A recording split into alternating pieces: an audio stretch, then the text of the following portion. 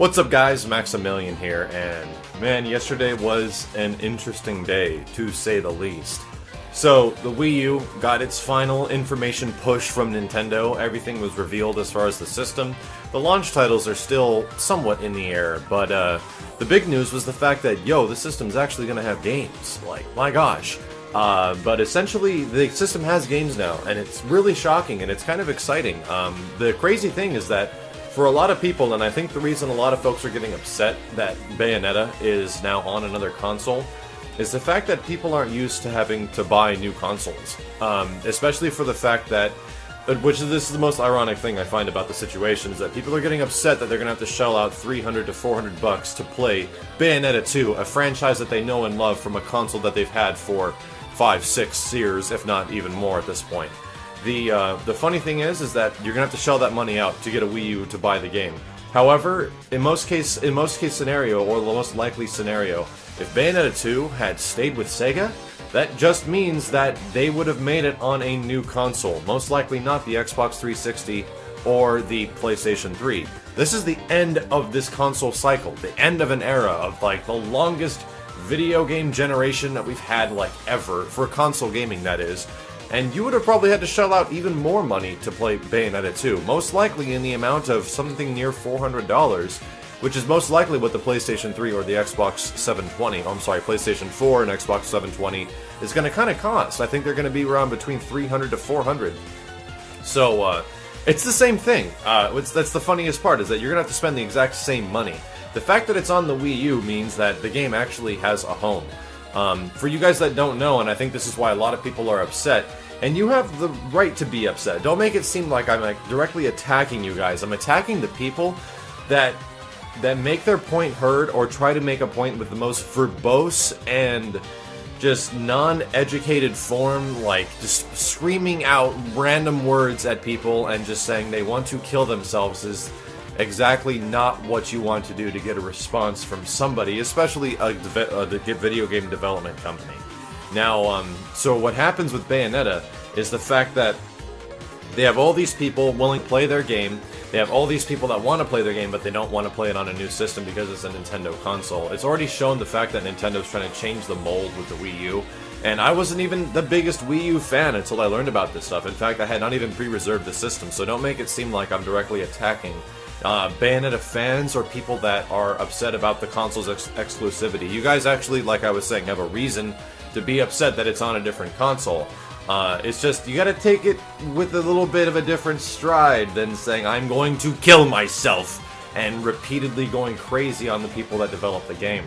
Like, if you actually got a petition, like something direct that you can go to Kamiya, or something direct you can go to Platinum Games or Nintendo and say the fact that this game series is wildly known and loved on other systems, can you please help us by bringing it to other consoles down the line? This happened with Beautiful Joe, this happened with Resident Evil 4, and the most hilarious thing is that the history of those games is the exact same development team. Platinum Games, before they'd made, Platinum Games, they worked at Capcom, and they made those games, and those games were exclusively in a deal that was going to be with Nintendo only, and eventually, guess what happened? They went to other systems, and they were total crap on other systems. Expect like Beautiful Joe. Resident Evil 4 was not good on the PlayStation 2. And this is what I find the most hilarious, is that people complain about them not getting Bayonetta back on PlayStation 3.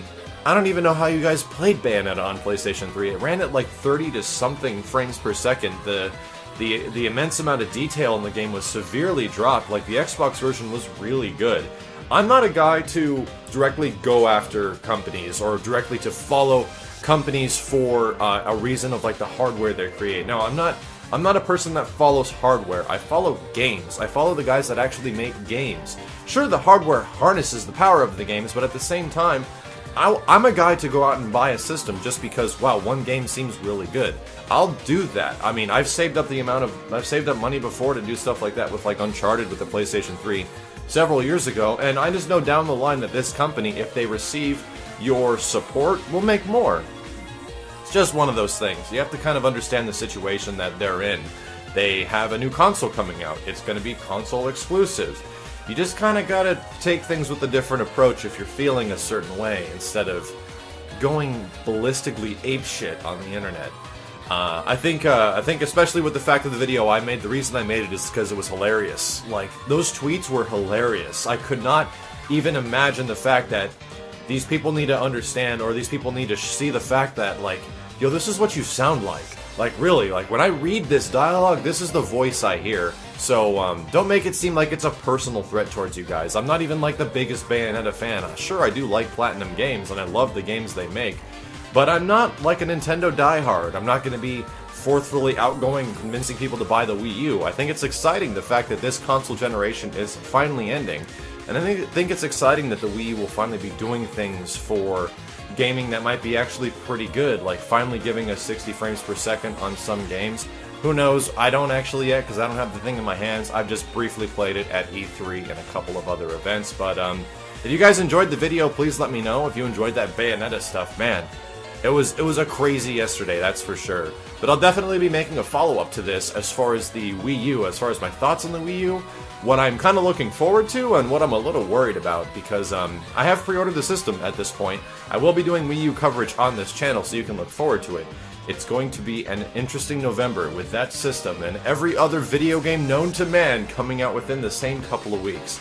But until then, my name is Maximilian. I'll see you guys next time.